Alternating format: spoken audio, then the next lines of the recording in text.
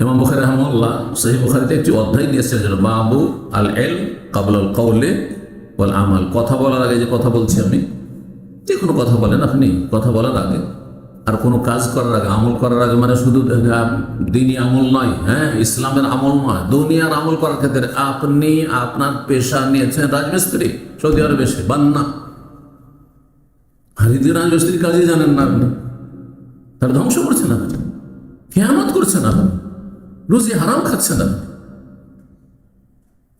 আপনি ইলেকট্রিশিয়ান কাজ নিয়ে ইলেকট্রিক্যাল কাজ জানেন না, একটু একটু করে শিখছেন এদিক সেদিক, আর তারপরে যখন ফেসে যাচ্ছেন তখন জিজ্ঞেস করছেন সিনিয়র কাউকে, আচ্ছা কি করবো জানি না কিছু। অধিকাংশ টেকনিশিয়ানগুলো সৌদি আরবে আমাদের ভাষাভাষী সবগুলি এখানে শিখেছে পেটের খরচে, অধিকাংশ 90-95% জন বাড়াবাড়ি বলছি না। আপনাকে আগে শিখে আসতে হবে যদি এই কাজ করেন, আর না ভালো করে শিখে আসতে হবে।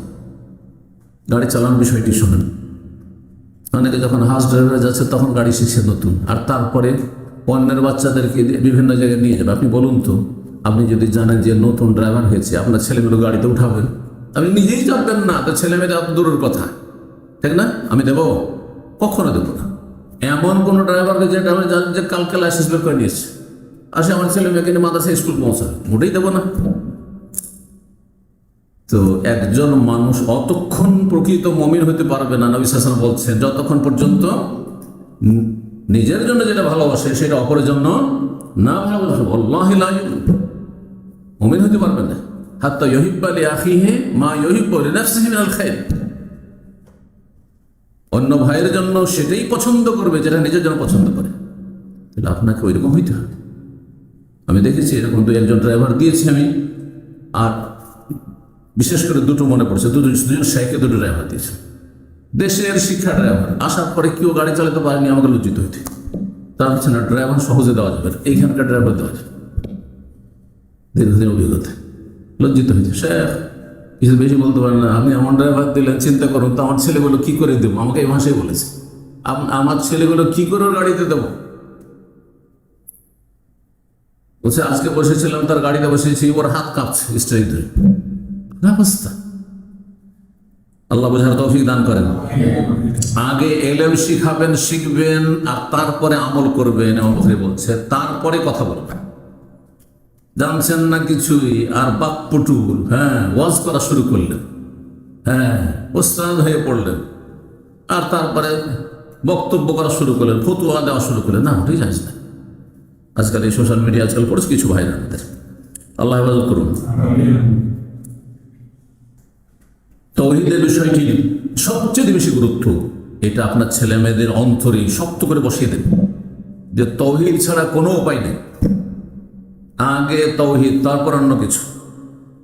কারণ আশেপাশে বেদাতি আছে, আশেপাশে শিরকারী আছে, মাজারপন্থী আছে, সুফিরা আছে, তাদের বাহ্যিক ধার্মিকতা দেখে যেন প্রতারিত না হয়। কারণ অনেক আমাদের সহিহ আকীদা মানহাজের ঘরানার ছেলেরা দুনিয়ার শিক্ষায় শিক্ষিত, দিন সম্পর্কে গভীর জ্ঞান, আকীদার জ্ঞান না থাকার কারণে বলে যে তাবলীগ জামাত থেকে একটা বিষয় শিখার আছে, তাই না? একটা বিষয় শিখার আছে ওদের থেকে। যদি কাউকে আখলাক চরিত্র শিখতে হয় তো ওদের সাথে এক চিল্লা যাওয়া দরকার। নাউযুবিল্লাহ। এই কথাই কেউ আলবানির সামনে বলেছিল রাহিমাহুল্লাহ। তখন ইমাম আলবানি বলেছেন যে আচ্ছা তোমাকে বলছি, তাবলীগ জামাতের লোকদের চরিত্র ভালো বেশি না নবীর চরিত্র বেশি ভালো? কি বলবেন? তখন ওই লোক বলছে নবী সাল্লাল্লাহু আলাইহি ওয়াসাল্লামের চরিত্র, ইন্নাকা লাআলা খুলুকিন আযীম, মহান মহৎ চরিত্রের অধিকারী। আল্লাহ সার্টিফিকেট দিচ্ছে, আল্লাহ সার্টিফিকেট লিনতা লাহুম, তোমাকে আল্লাহর রহমতে তুমি নরম হয়েছে, সবচেয়ে নরম মানুষ তুমি, রহমাতুল লিল আলামিন, বিশ্বজাহানের জন্য রহমত, পশু পাখি গাছপালার জন্য রহমত। সুবহানাল্লাহ। তখন আলবানী রাহিমাহুল্লাহ বলছেন, আল্লাহ বলছেন ফাত্তাবিউনি, নবীর অনুসরণ করো। কেন তাবলীগ জামাত থেকে শিখো? নবী থেকে শিখো। পশ্চিমা দেশে যারা থাকে আর দিনের গভীর জ্ঞান নেই, আকীদার জ্ঞান নেই, ওয়ালা বারা আকীদা একটা গুরুত্বপূর্ণ বিষয়, মিত্রতার বৈরিতা, কাফের আর মুসলিমের পার্থক্য, হ্যাঁ আল্লাহর জন্য ভালোবাসা হইতে হবে, আল্লাহর জন্য বৈরিতা থাকতে হবে, এই বিষয়গুলির কোনো জ্ঞান নেই তাদের, আর কোনো তৎপরতা নেই, কিছু চিন্তাও নেই। এরা খুব দ্রুত প্রতারিত হয়ে যায়। পশ্চিমাদের থেকে আখলাক চরিত্র শিখার আছে, চরিত্র মুসলিমদের চাইতে ভালো, নাউজুবিল্লাহ, এইরকম ইসলাম ভঙ্গকারী কথা এটি। কিছু মানুষের বাহ্যিক চরিত্র দেখে, বাহ্যিক তার অ্যাক্টিং, চারিত্রিক অ্যাক্টিং দেখে প্রতারিত হয়ে যায় এরা। তো বলেন এই চরিত্রগুলো প্রত্যেকটি হাসি মুখে কথা বলা, তাদের সাথে দেখা হলে হাসি মুখে কথা বলা। আমাদের মুসলিম অফিসার, আপনি যান কোনো জায়গাতে হেসে কথা বলবেন একটা সাধারণ মানুষের সাথে।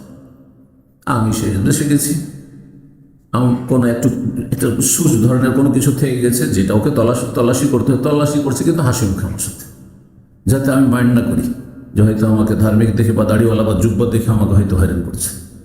হ্যাঁ, হাসি মুখে কথা বলছে, আর বলছে যে আপনি মাইন্ড করবেন না, এটা আমাদের ডিউটি, আপনি করুন।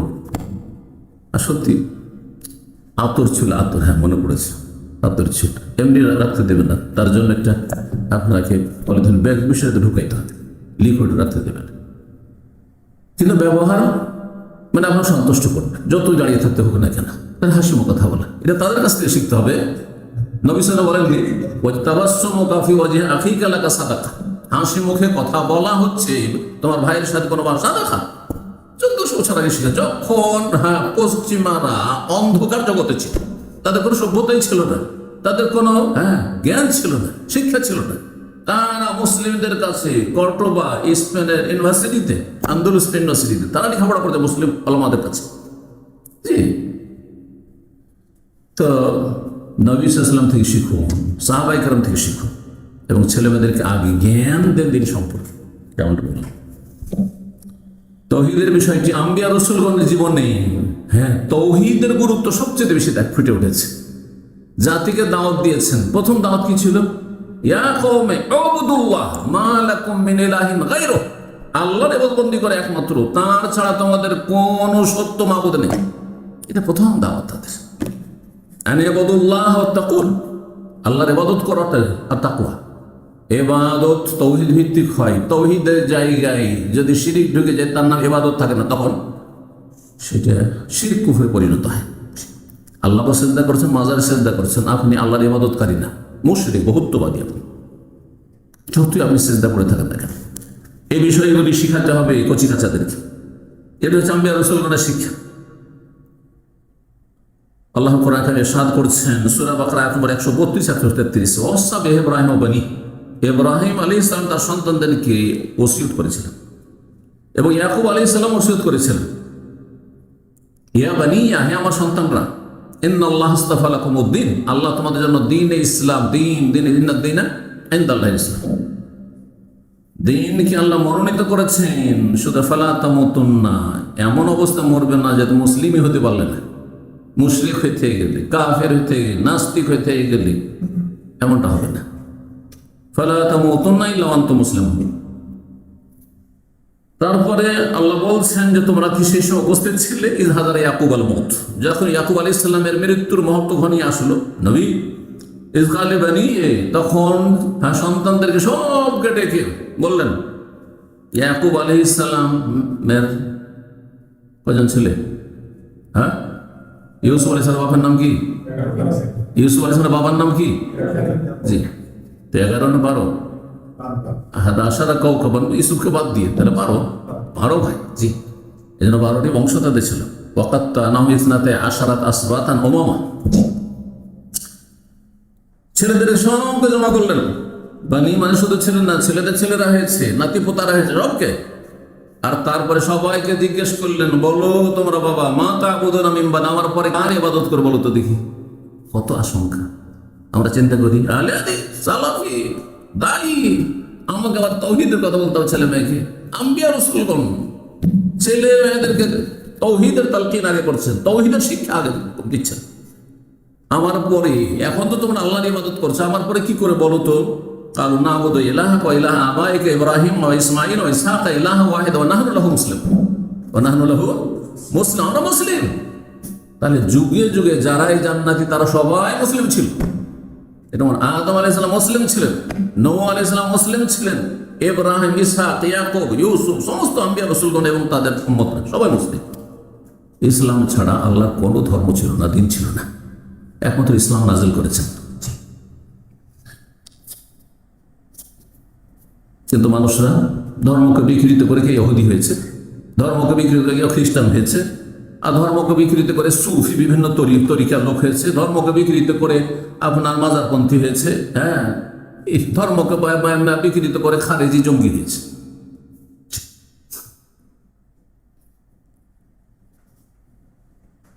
লোকমান হাকিম, যদিও তিনি নবী এটা প্রমাণিত নয়, কিন্তু যেহেতু বড় প্রজ্ঞাপূর্ণ কথা তার, সেজন্য আল্লাহ রাব্বুল আলামিন সেটিকে কোরআনে কারিমে নিয়ে এসেছেন।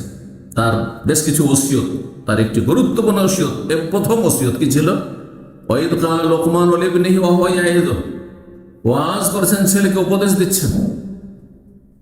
ঘরের বাইরে বক্তারা, আমাদের দেশের দেশীয় বক্তারা যারা প্রফেশনাল বক্তা, হ্যাঁ, পয়সা নিয়ে বক্তব্য করে, বাইরে তো ওয়াজ করে কিন্তু ঘরের খবর নেই, ঘরের ছেলে মেয়েদের তরবিয়ত নেই, সময় নেই। এমনটা করলে হবে না, আগে নিজের ঘর তারপরে পর। ইয়া বুনাইয়া, হে বৎস, হে প্রিয় সন্তান, লা তুশরিক বিল্লাহ, আল্লাহর সাথে শরীক স্থাপন করে, ইন্নাশ শিরকা লাযুলমুন আযীম, শিরক সবচেয়ে বড় পাপ, সবচেয়ে বড় অন্যায়, সবচেয়ে বড় জুলম, আল্লাহর হককে ছিনিয়ে নেওয়া, কেড়ে নেওয়া। জি, জুলম হচ্ছে কারো হক ছিনিয়ে নেওয়া, যেখানে যেটা রাখতে হবে সেখানে না রেখে অন্য জায়গায় রেখে দেন। আমার প্লেট আর কারো সামনে রেখে দেবেন, হ্যাঁ, আমার অধিকার যে আমি এখানে বলবো, এখানে আর কাউকে বসিয়ে দিলেন, বুঝতে পারছেন? অদু সেইফি গায়রে মওদিহি বা মাহাল্লি, এটা হচ্ছে জুলমের সংজ্ঞা। সূরা লুকমান আয়াত নম্বর 13। তো কি করতে হবে? দিনের মৌলিক বিষয়গুলি শিখাইতে হবে, ফরায়েজ ওয়াজিব শিখাইতে হবে, জি, আকীদা, তাওহীদ, ইবাদত, বন্দেগী শিখাইতে হবে, জি, ইলম দিতে হবে। আমর ইবনে শুআয়ব রাহিমাহুল্লাহ, তিনি তার দাদা সাহাবী আব্দুল্লাহ বিন আমর ইবনে আস, তিনি তার দাদা, তিনি বর্ণনা করেছেন, ক্বালা রাসূলুল্লাহ সাল্লাল্লাহু আলাইহি ওয়াসাল্লাম মুরু আওলাদাকুম বিস-সালাত ওয়া হুম আবনাউ সাবঈ সিনিন, তোমাদের ছেলেদেরকে বা ছেলে মেয়েদেরকে, আওলাদের মধ্যে ছেলে মেয়ে দুটি 7 বছর হইলে সালাতের হুকুম করো। ওযরিবু আলাইহা, এখানে দুষ্টামি করছো, 8 বছর 9 বছর, এখন মারিও না, এখন এত বেশি চাপ সৃষ্টি করিও না। ওমের এত চাপ যে ফজরে উঠতে পারছেন না, আর ট্রেনে হিসেবে নিয়ে যাবেন, এত পড়াপড়ি করিও না। এটা অনেকে বলে বুঝে যে 7 বছর ছেলেকে জবরদস্তি করে উঠিয়ে নিয়ে যাবেন, অথচ গিয়ে ঘুমাচ্ছে, হয়তো সেদিকে পড়েই ঘুমিয়ে যাচ্ছে। কিন্তু 10 বছর হয়ে গেলে না, আর চলবে না। তাই 3 বছর পর্যন্ত, 7, 8, 9, 3 বছর ট্রেনিং, 10 বছরে এখন চাপ সৃষ্টি করা। ওদরেবু আলাইহা, মার দাও মানে মার দাও জোরে নয়, মার মানে মারটা হচ্ছে একটা চাপ সৃষ্টি করা, এই ধরনের চাপ সৃষ্টি করা, চাপের মুখে রাখো যে না, পড়তেই হবে, এখন সাথে নিয়ে যেতেই হবে, শুধু হুকুম করলে হবে না যে চলো, করলে হবে না। ওহম আবনাউ 10, 10 বছর হলে, আর 10 বছর ফাররিকু বাইনা ফিল মাদাজ, বিছানা আলাদা, পৃথিবীতে ভাই বোন বিছানা আলাদা, 2 ভাই বিছানা আলাদা, হ্যাঁ, সিঙ্গেল বেড, আরব দেশে যেমন থাকে। হ্যাঁ, আমার দেশে বড় বড়, হ্যাঁ, পালং খাট, আর এক খাটে 4 জন 5 জন ছেলে মেয়ে, মামাতো ভাই এদের সাথে, খালাতো ভাইদের সাথে শুয়ে আছে, ফুফাতো ভাইদের সাথে শুয়ে আছে, চাচাতো ভাইদের সাথে ঘুমাচ্ছে, আর এখান থেকে চরিত্র নষ্ট হয়ে যাচ্ছে। মাদ্রাসায় একাকার হয়ে ফুটপাতে শুয়ে আছে, আর পাশাপাশি বিছানার সাথে বিছানা লেগে আছে, একজন অজান্তে আরেকজনের উপর চড়ে যাচ্ছে, আর তারপরে চরিত্র নষ্ট হয়ে যাচ্ছে। আর এগুলি তখন সমকামিতার নোংরামি রাস্তা করে দিচ্ছে। এই ভাষাটি না বলে অনেকেই বুঝবেন না, হয়তো ইশারা ইঙ্গিতে কথা, সেজন্য বলছি। কেন মাদ্রাসার পরিবেশে এই বলৎকারী হচ্ছে? কেন এই নোংরামি হচ্ছে? যে আল্লাহর ক্রোধ, আল্লাহর রাগ এত বেশি এই পাপের ওপর, যে জেনার চাইতে বেশি আল্লাহর ক্রোধের ওপর। যে যেই জাতি প্রথম এই নোংরামিতে লিপ্ত হয়েছিল, সেই জাতিকে রাখেনি, জাতির জমিনকে আল্লাহ রাখেনি, সেটিকে বাহারে মাইয়াত, মৃত সাগরে আল্লাহ পরিণত করেছে, এবং কয়েক রকমের আযাব দিয়ে ওই জাতিকে, লূত আলাইহিস সালামের এই সমকামী জাতিকে ধ্বংস করেছে। আসলে মাদ্রাসার পরিবেশ এসব কেন থাকবে? কারণ সেখানে প্রথম থেকে কিন্তু ত্রুটি ছিল। বিছানা 10 বছর হলে, হ্যাঁ, দূরত্ব বল লাগতে হবে, বেড সিস্টেম করে, মাঝখানে ফাঁকা রাখেন, যাতে করে অন্তত 1 হাত 1 হাত ফাঁকা থাকে, যে অজান্তে এই বিছানা থেকে ওই বিছানায় চলে গেল, এমনটা যেন না হয়। আল্লাহ হেফাজত করুন। মুসনাদ আহমদ, আবু দাউদ, মুস্তাদরাক হাকিমের হাদিস, হাদিসটি আল্লাহ সহিহুল জামিতে হাসান বলেছেন। ছেলেমেয়েদেরকে তালিম দিতে হবে পবিত্রতা, ওযু শিখাইতে হবে, গোসল শিখাইতে হবে। এখন সাবালক হবে, 12-13 বছর বয়সে আপনার স্বপ্নদোষ অনেকে ছেলেদের হয়ে যায়, মেয়েদের 8-9 বছরে মাসিক হয়ে যেতে পারে, বিচিত্র কিছু নেই। হচ্ছে 9 বছরের মাসিক হচ্ছে, আমার কাছে মতো আসছে এরকম। সুতরাং তাহারা শিখিতে হবে। পবিত্রতার যতগুলি দিক রয়েছে, হ্যাঁ, গোসলের মাসাইল, ওজুর মাসাইল, আর এসবের বিকল্প হচ্ছে তেমন মাসাইল, এসব শিখাইতে হবে। পানির পাকনা পাখি ইত্যাদি, কি করবে কি করবে না, কেমন করে সলাৎ করবে, সলাতে কাইফিয়াতুস সালাত, সলাতের পদ্ধতি শিখাইতে হবে, হাতে নাতেও শিখাইতে হবে, এবং কিতাবের মাধ্যমে বা আলোচনা শুনে শোনার বাবার মাধ্যমে শিখাইতে হবে। পরীক্ষা দিতে হবে যে ঠিক আসলে কি শিখেছে কিনা, আসলে এগুলো মুখস্থ হয়েছে কিনা, আসলে এসব মাসাইল জানছে কিনা।